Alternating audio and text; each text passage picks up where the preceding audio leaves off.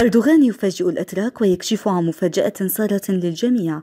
الزعيم التركي شخصيا يشارك في حدث استثنائي في تركيا.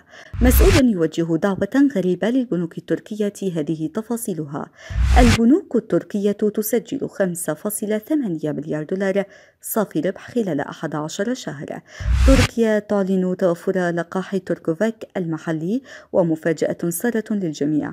الأرصاد الجوية التركية تطلق إنذارا باللون الأحمر لسكان هذه الولاية. بلدية اسطنبول تعلن أن المواصلات مجانية في أول أيام السنة الجديدة. السلام عليكم وأهلا بكم في نشرة الأخبار من قناة تركيا نيوز. قبل البداية نأمل منكم الاشتراك في القناة وتفعيل زر الجرس والضغط على زر الإعجاب لكي يصلكم كل جديد.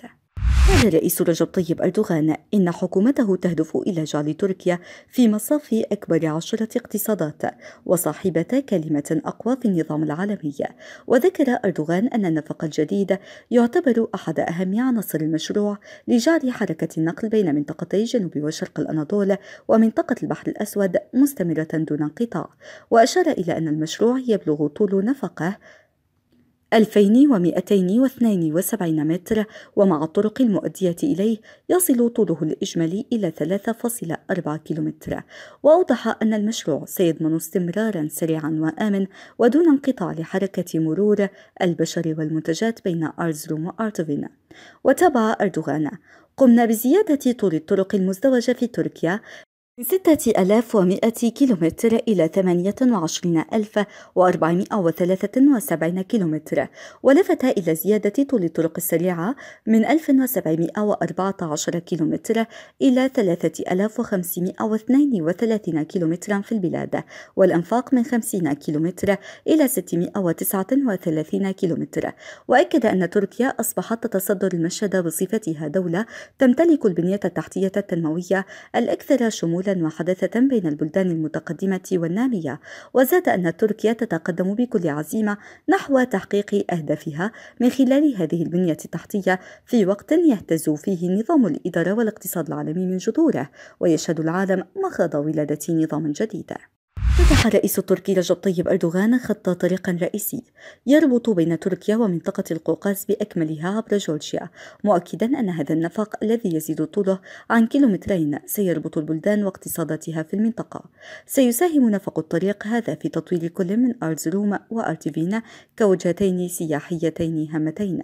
وقال أردوغان في رسالة بالفيديو بمناسبة افتتاح النفق البري إنه سيسهل أيضا النقل العابر نحو القوقاز عبر هاتين المدينتين. وقال أردوغان إن نفق الطريق سيحل محل ممر جبلي قديم وخطير للغاية، مضيفا أن الاقتصاد سيوفر حوالي 18 مليون ليرة تركية بفضل نفق الطريق. وأوضح أنه سيقلل سنويا 230 طن من انبعاثات الكربون في محاولة لحماية البيئة. وصرح أردوغان أن مجال النقل هو أحد المجالات التي ركزت عليها حكومات حزب العدالة والتنمية في السنوات 19 الماضية، وبجهود مضنية تمكنت الحكومة من توسيع الطرق ذات المسارين المنقسمة بنجاح من 6100 كيلومتر إلى 28473 كيلومتر. وأشار إلى أن حجم استثمارات البنية التحتية في السنوات 19 الماضية بلغ 3.5 تريليون دولار، مضيفا: لم يتم تنفيذ هذه الاستثمارات للتباهي، ولكن باعتبارها البنية التحتية للاقتصاد التركي المتنامي وتطوره. دعا رئيس اتحاد الغرف وتبادل السلع في تركيا البنوك إلى أن تكون أكثر ضميرا، حيث اشتكى من زيادة غير عادية في أسعار الفائدة المدفوعة على القروض التجارية. وقال رفعت هيسارجيك لأوغلو إن بعض البنوك رفعت أسعار الفائدة بنسبة تصل إلى 30%، على الرغم من أن سعر الفائدة الرئيسي للبنك المركزي يبلغ 14%. وقال لصحيفة دنيا: في الآونة الأخيرة رأينا أن البنوك رفعت أسعار الفائدة على قروضها بطريقة غير عادية. نسمع أن بعض البنوك تفرض أسعار فائدة على القروض عند مستوى 25 إلى 30%، أو حتى حوالي 35% على حسابات السحب على المكشوف. وأضاف في اجتماع في العاصمة أنقرة: نتوقع أن تتصرف بنوك بمزيد من الضمير الآن. وتابع: إذا أردنا تنمية اقتصاد بلدنا وزيادة الإنتاج والاستثمار والتوظيف والصادرات، يجب علينا جميعا تقديم التضحيات. وبحسب وكالة رويترز، فقد رفعت البنوك أسعار القروض في سباق لجذب الودائع بالليرة بعد أن أعلنت الحكومة الأسبوع الماضي عن خطة دفاع جديدة بالليرة التركية، فيما قد يكون مفاجأة للمقترضين الذين يتوقعون ائتمانا أرخص. أعلنت هيئة الرقابة المصرفية في تركيا أن القطاع المصرفي التركي سجل صافي ربح قدره 75.3 مليار ليرة تركية بنهاية نوفمبر. وأظهرت بيانات وكالة التنظيم والرقابة المصرفية أن الرقم ارتفع بنسبة 31.4% عن نفس الفترة من العام الماضي، وبلغ إجمالي أصول القطاع 8.95 تريليون ليرة تركية بزيادة 46.2% على أساس سنوي. وارتفعت القروض وهي أكبر فئة فرعية من الأصول بنسبة 32% لتصل إلى 4.8 تريليون ليرة تركية في فترة 11 شهر. على جانب المطلوبات، بلغ إجمالي الودائع المودعة لدى المقرضين في تركيا ما يقرب من 5.2 تريليون ليرة تركية بنهاية نوفمبر بزيادة قدرها 50% على أساس سنوي.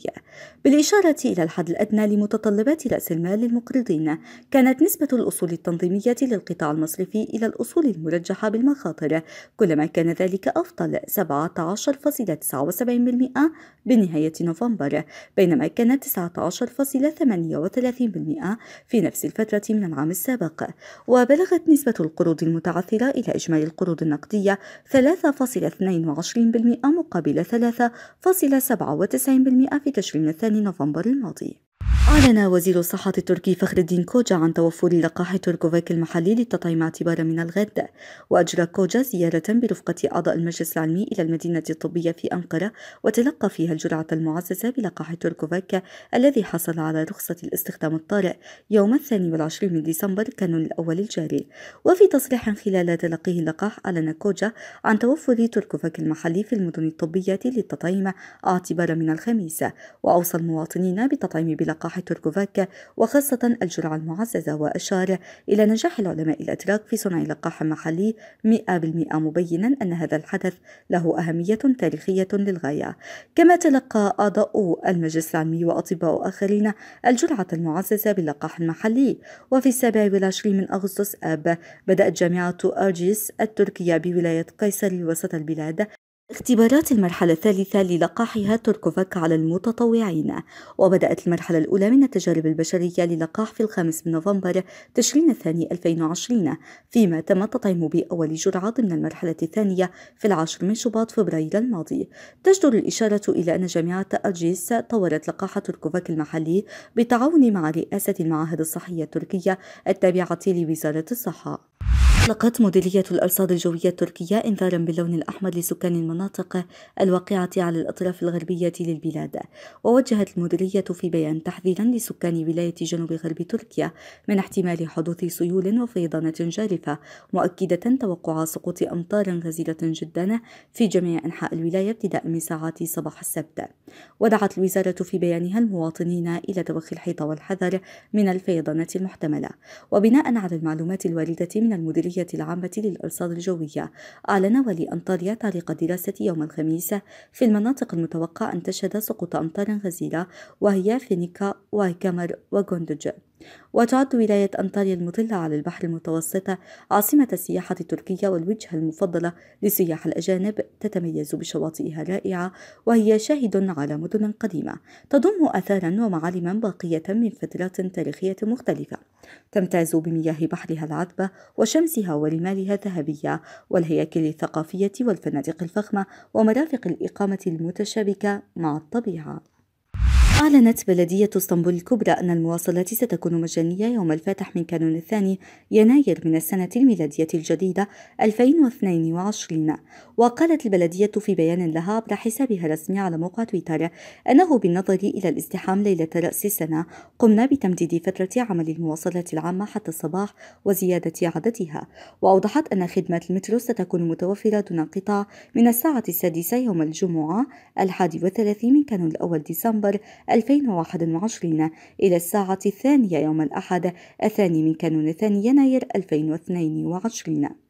ويأتي هذا القرار وفقا للقرارات التي تتخذها البلديات في الأعياد الوطنية في البلاد والمناسبات. هذا وألقت فرق الدرك التركي القبض على اثنين من المشتبه بهما، زعم أنهما طرحا مشروبات كحولية مزيفة وغير قانونية في السوق خلال العملية التي أجريت في إسكشهير شمال غرب تركيا.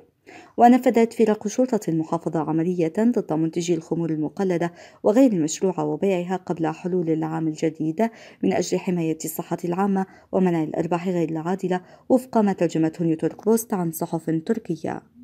عزيزي متابع قناة تركيا نيوز، هل يحقق الاقتصاد التركي إنجازات جديدة؟ شاركنا برأيك في خانة التعليقات.